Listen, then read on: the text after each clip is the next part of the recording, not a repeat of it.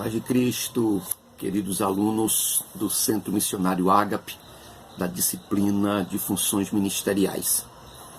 Nós teremos a nossa aula online. Infelizmente não haverá assim interação. Este período tem sido tudo novo, tudo difícil para nós, mas vamos vencer, sairemos desta mais fortes, resilientes e vitoriosos em Cristo Jesus. A disciplina Funções Ministeriais. Sejam bem-vindos. Nós teremos cerca de 6 encontros como estes e no decorrer estarei esclarecendo o conteúdo.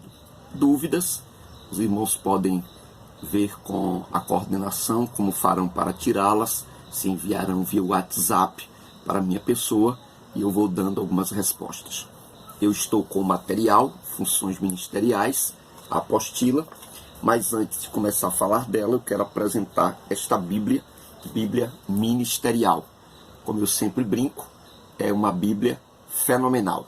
Então, Bíblia ministerial. Já que a disciplina Funções Ministeriais, aqui uma Bíblia fantástica. Também este livro, de Jaziel Guerreiro Martins, da editora AD Santos, Manual do Pastor e da Igreja. É um livro também excelente. E por último, este daqui, que não deve faltar na biblioteca de nenhum estudante da Bíblia, de nenhum teólogo, de nenhum pastor, de nenhum obreiro, Fundamentos da Teologia Pastoral.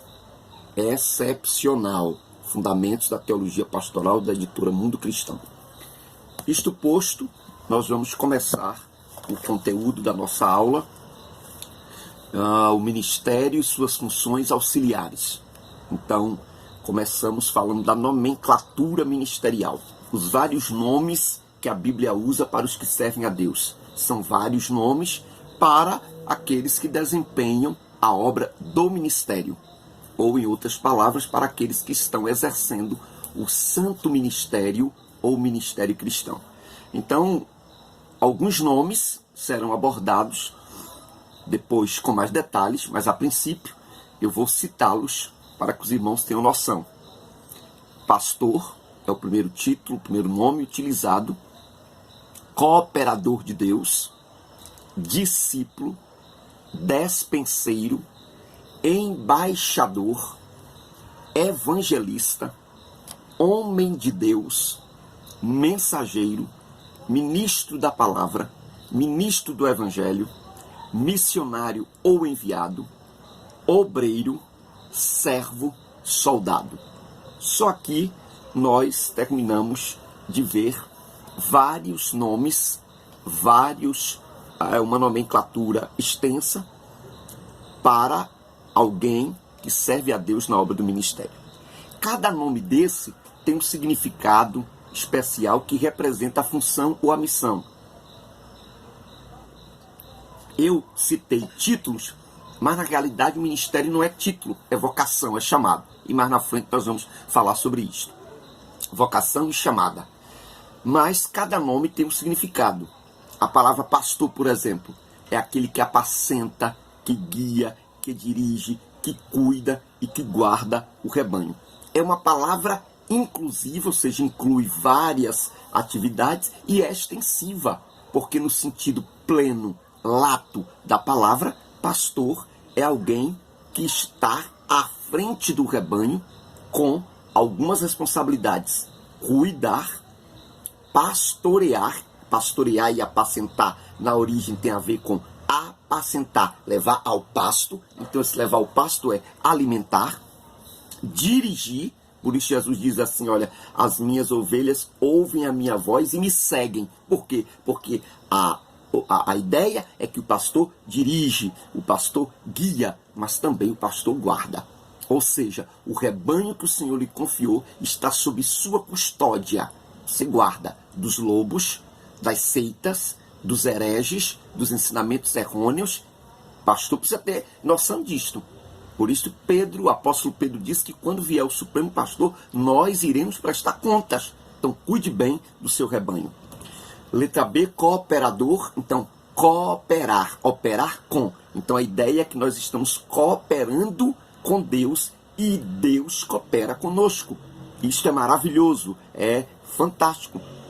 Apesar de termos alguns títulos, pastor, bispo, apóstolos, nós nunca deixaremos de sermos cooperadores. Nós estamos cooperando com a obra de Deus. Discípulo é outra palavra que nós precisamos levar em consideração, que até Jesus voltar, nós somos eternos discípulos. Essa mania de dizer que já sabe tudo, que já leu a Bíblia toda, que não precisa ser pastoreado, não precisa ser apacentado, não precisa sentar para aprender, isto é errado, porque nós somos eternos discípulos.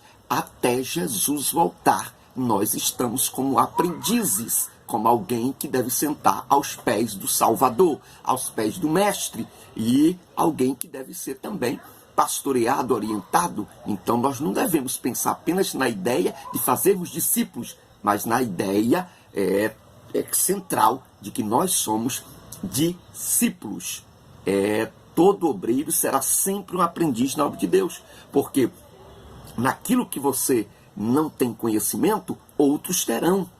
Então, nós somos aprendizes. E a pior coisa é quando a pessoa se fecha ao aprendizado. Paulo diz que o obreiro deve ser apto ao ensino e deve ser também pronto para aprender. A pior coisa é quando a pessoa não é ensinável, ou seja, não se dobra para aprender sob a alegação de que já sabe tudo. Mas nós somos discípulos. Quaisquer que sejam as funções exercidas, nós não podemos esquecer. Somos cooperadores e discípulos.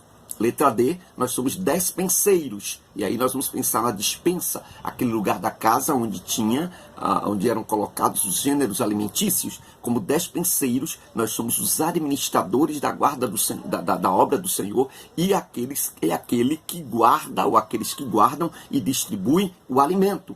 E o obreiro precisa compreender que ele deve alimentar ao seu rebanho, seja aí rebanho no sentido literal de pastorado, mas no sentido de classe de escola dominical, círculo de oração, departamento que você dirige, a sua área, você precisa alimentar. O despenseiro, a palavra mais apropriada seria mordomo. E aí chama-nos a atenção. A igreja, o departamento não é nosso. A igreja é de Jesus, o povo é do Senhor. Nós somos mordomos, tomamos conta, administramos, mas é do Senhor. Letra E, embaixador. Para embaixador, nós temos que lembrar que nós não somos diplomatas. Nós somos embaixadores. O embaixador representa o seu reino e a mensagem do seu reino. Hoje, no politicamente correto, nós temos muitas vezes muitas pessoas que são diplomatas. Elas fazem acordos, têm jeitinho, elas conseguem ficar no meio termo para não ofender. Nós somos embaixadores. Nós somos estrangeiros aqui no sentido espiritual e não representamos a nós mesmos, representamos o Senhor Deus e o seu reino aqui no mundo. Embaixadores. Não defenda seus desejos, não defenda seus critérios, não defenda seus interesses, defenda o reino como embaixador. Letra F, evangelista, que quer dizer aquele que prega o evangelho. E aqui há um ponto que nós devemos destacar, meus queridos, porque quando tratamos de evangelista, às vezes as pessoas acham que deve ser só os irmãos que são evangelistas. Não, tem aqueles que são chamados por Deus para a função de evangelista. Sim, tem. Todos nós somos evangelistas. E foi sob este prisma que Paulo disse a Timóteo: faze a obra de um evangelista. Se o pastor é pastor e ele não sai para evangelizar por conta das diversas funções, até é entendido, mas ele precisa criar uma logística, criar uma frente de trabalho, de maneira que a igreja evangelize, de que tenham pessoas saindo, de que tenham pessoas convocando outras ao arrependimento. E hoje, na era da tecnologia, nós estamos aqui numa aula online, na área da era da tecnologia, nós precisamos sim usarmos todos os meios para evangelizarmos, alcançarmos vidas para Jesus. Letra G, homem de Deus. Esse homem de Deus quer dizer qualquer posição que o homem exerça no ministério, ele deve ser sempre homem de Deus, sim. Mas homem de Deus aqui não tem a ver com essa enxurrada que ouvimos por aí. Fulano é homem de Deus, é mulher de Deus. Fulano é mulher de Deus por conta das línguas estranhas, do sapateado, não. Homem de Deus é aquele em quem repousa o Espírito de Deus, e isto é revelado pelo fruto do Espírito. Quando a mulher diz sobre Eliseu, eu vejo que o homem que passa por aqui é um santo homem de Deus. Não era apenas homem de Deus, santo homem de Deus. No aspecto de quê? De que ele era alguém que tinha o Espírito de Deus, tinha o fruto do Espírito de Deus nele, tinha atributos do caráter de Deus nele, e ele representava bem o Senhor. Que Deus nos ajude, que ao andarmos pelas ruas dos bairros, das cidades, alguém veja em nós e diga, e as pessoas digam sobre nós, ali vai um homem de Deus, uma mulher de Deus, mas porque em nós repousa de fato o caráter de Cristo Jesus. Mensageiro é o portador de uma mensagem. E o pastor, o pregador, o obreiro é portador da maior e mais importante mensagem que o mundo precisa, a mensagem do Evangelho. Por exemplo, neste momento que nós estamos aqui em aula, conversando, olha, existem pessoas atordoadas, pessoas aí sem direção, pessoas desorientadas, pessoas desequilibradas por conta da situação de pandemia, de comércio fechado, de falta de recursos financeiros, com contas vencendo, microempresários e pessoas da informalidade que não sabem como fazer para quitarem seus compromissos e para levarem para suas casas o mantimento. Nós temos uma mensagem de fé, de esperança, de paz, de vitória, mas uma mensagem também de arrependimento, uma mensagem apontando para o regresso do noivo, Jesus, que está voltando. Este é o momento. Ô irmão, meu aluno, minha aluna, meu amigo, você que está me ouvindo aí, que esse vídeo vai chegar, você é profeta de Deus para esta geração. A igreja é voz profética para esta geração. Quando a igreja faz acordos políticos, acordos malignos, acordos ruins, contrários à palavra de Deus, e ela se omite, cala, ela não está cumprindo o seu papel profético. Por isso, um dos nomes dados ao obreiro é mensageiro. Esta palavra também está direcionada ao anjo da igreja, que quando fala anjo, fala de mensageiro. Lá em Apocalipse, às 7 igrejas da Ásia, o Senhor Jesus sempre se reportou aos pastores como que? Ao anjo da igreja, ao mensageiro da igreja. E você tem a melhor e mais importante mensagem, a mensagem do Evangelho, que é poder de Deus e salvação para todo aquele que crê. Muito bem, nós já falamos de pastor, cooperador, discípulo, despenseiro, embaixador, evangelista, homem de Deus, mensageiro e agora ministro do Evangelho. Eu sempre faço a seguinte colocação quando trato de ministro do Evangelho e ministro da palavra. Olha, para ser ministro de um presidente, de um governo, como no caso agora atualmente o presidente Bolsonaro, não se escolhe qualquer um, se escolhe pessoas capacitadas, qualificadas, preparadas. Como ministro do Evangelho, o obreiro do Senhor, você está bem preparado. E Paulo diz assim, que nós sejamos obreiros aprovados, ou que procura apresentar-te a Deus como obreiro aprovado, que não tem do que se envergonhar e que maneje bem a palavra da verdade. Que se apresente a Deus. Aqui nós nos apresentamos a Deus. Como obreiros o quê? Como obreiro, ou obreiros no plural, aprovados. E para sermos aprovados, primeiro, precisa manejar bem a palavra da verdade, a Santa Bíblia. Esse manejar bem, a palavra grega é cortar retamente. A costureira que não sabe cortar retamente, perfeitamente, ela põe o pano a perder. Fazendo uma analogia, uma comparação, o obreiro do Senhor, que como ministro do Evangelho, ministro da palavra, não sabe cortar bem a palavra, interpretar bem, ele põe almas a perder. Aí recai sobre nós a responsabilidade, versículo que Paulo fala a Timóteo. Tem cuidado de ti mesmo e da doutrina, fazendo isto, salvarás a ti mesmo e aos que te ouvem.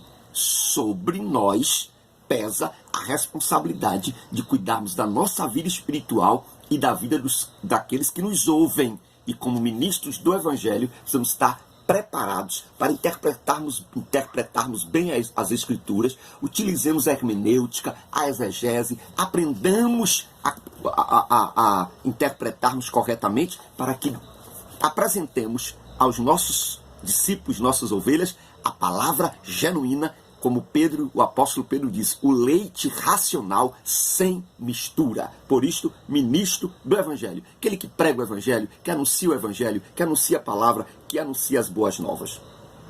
Letra K, missionário. Qualquer pastor evangelista pode ser enviado a um país estrangeiro como missionário. Essa palavra missionário, ela no original seria apóstolo. Nós não utilizamos esta palavra porque a nossa língua portuguesa preferiu o latim missionário. Então, de mission. Né? Então, já que apóstolo hoje não existe como os 12, nós optamos pela palavra missionário, que é um enviado. Então, qualquer obreiro, seja diácono, pastor, evangelista, se for enviado ao campo, ele é um missionário. Esse campo pode ser fora, missões transculturais, pode ser dentro do Brasil, missões nacionais, e aí fica a critério do Senhor chamar para onde Ele quer.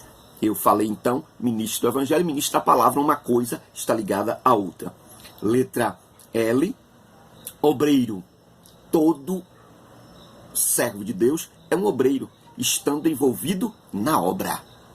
A mania que nós temos de acharmos que obreiro é só o pastor, é só quem está no púlpito. Não. Qualquer trabalho que você desenvolve no reino de Deus, na igreja local, na obra do Senhor, você é obreiro. Então o obreiro é chamado assim porque trabalha na obra do Senhor. Porque trabalha. Ah, pastor, porque eu não sabia que era assim. O nome já diz, trabalho do Senhor. Todo trabalho cansa, todo trabalho é exaustivo. Então você é um trabalhador da seara, você é alguém que está cuidando da vinha do Senhor, é um obreiro. Paulo vai chamar a atenção em 2 Coríntios 11 que existem obreiros fraudulentos, obreiros que trabalham com fraude, que são às vezes agentes de Satanás no seio da igreja, para destruí-la ou para tentar destruí-la, porque de fato a igreja de Jesus é indestrutível, para tentar rebelião, sabe? O divisor do trabalho. Mas nós precisamos lembrar que devemos ser obreiros aprovados. Letra M, servo. Nós não podemos esquecer que somos servos de Deus e da igreja. Guarde isso na sua mente. Servos de quem, pastor?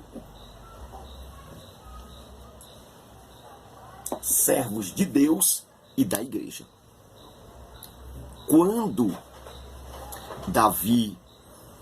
Quando o reino de Israel é dividido, acontece porque o homem Roboão, ele teria legitimidade para assumir o reinado. Mas ele vai se aconselhar com os idosos, e os idosos dizem assim: se tu fores servos deste povo, ou seja, vai dar tudo certo. Ou seja, sirva ao povo. Tem obreiro que serve bem a Deus, mas não serve bem ao povo. Bate, maltrata, acha que o povo é dele.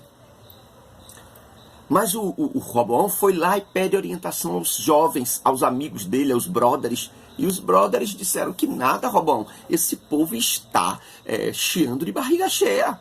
Diz para ele que se teu pai Salomão açoitou com vara, tu irás açoitar com escorpião. Que o teu dedo mínimo é mais grosso do que os lombos do teu pai Salomão. Então, apertou a carga tributária, apertou as exigências, e Jeroboão, servo efrateu, vem e racha o reino. Por causa de quê? De falta de cuidado, de critério. Porque o Roboão não se tornou servo do povo, mas senhor.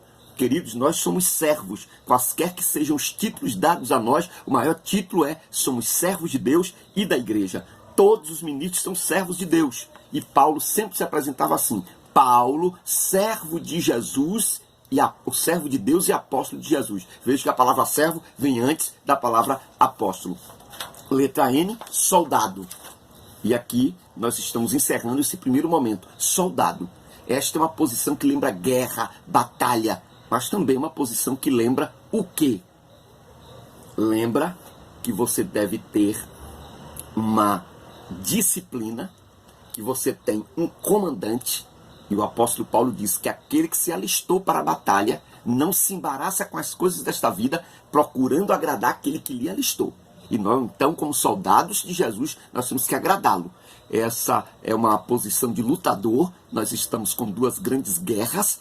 A batalha espiritual, contra o maligno, e a batalha espiritual contra nós mesmos. Achamos que o maior inimigo é Satanás, o maior inimigo é a carne. É o que está dentro de nós. Portanto, nessa posição, os obreiros do Senhor não devem lutar uns contra os outros, nem por campos, nem por posições.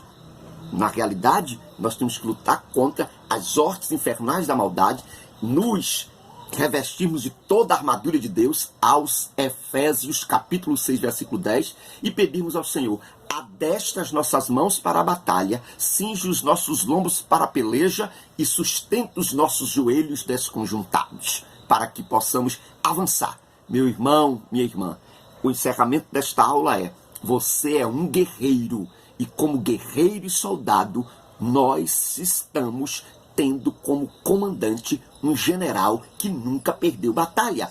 Isso não significa que não teremos batalhas, teremos, mas as venceremos em o nome e pelo poder de Jesus. Nós poderíamos salientar outros títulos, outros nomes aqui, mas é bom salientar que existem títulos e nomes que não conferem autoridade ou capacidade para o desempenho do trabalho. Toda a capacidade vem de Deus. Estejamos sempre em oração: Senhor, me capacita, me dá graça, me dá uma unção especial, me dá poder do alto, me prepara para toda boa obra, me dê visão espiritual, porque seminário dá conhecimento, vocação é Deus quem dá. Seminário, faculdades teológicas, eles apresentam conhecimento acadêmico sistemático. Unção vem do alto. E por esta razão, Pedro diz que nós precisamos, o apóstolo Pedro diz que precisamos unir a graça ao conhecimento. Graça, só graça, fanatismo. Conhecimento, só conhecimento, fariseísmo. Então, nos tornará, o conhecimento, só o conhecimento nos tornará céticos, incrédulos, tal, sem crer no sobrenatural. Precisamos unir esse binômio, graça versus conhecimento. Que Deus os abençoe, os guarde, os conceda, os leve a vitórias. E os próximos encontros estaremos juntos. Este é o primeiro encontro e vamos juntos nos adaptando a esta nova modalidade. Vou orar por você, por sua vida, por seu ministério. E ao assistir essa aula, também ore. Pai Celestial, louvamos o Teu nome por esta oportunidade de aprendermos um pouco mais do Senhor e sobre o ministério cristão.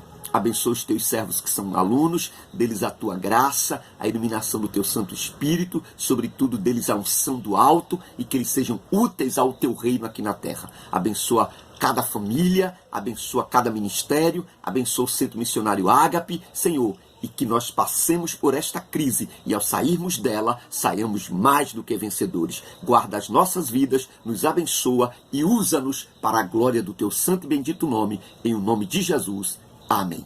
Um grande abraço, um beijo no coração e até a próxima, em nome de Cristo Jesus.